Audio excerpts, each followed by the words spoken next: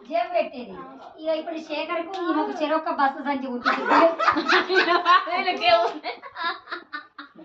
ఇంకా సిమెంట్ సంత మస్తు ఉన్నాయి తీసుకోవాలి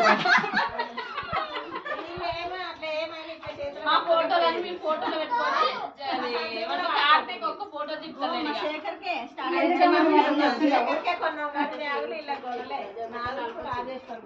నాని మంచిగా అనిపోతుంది అది మంచిగా శనగపిండి పెట్టాలి శనగపిండి పెట్టాలి సబ్బు పెట్టాలి మళ్ళీ అట్లయితే శనగపిండి కొంచెం కొంచెం పెరిగి బాగా ఉంచాలి తర్వాత పేస్ట్ బాగా చేయాలి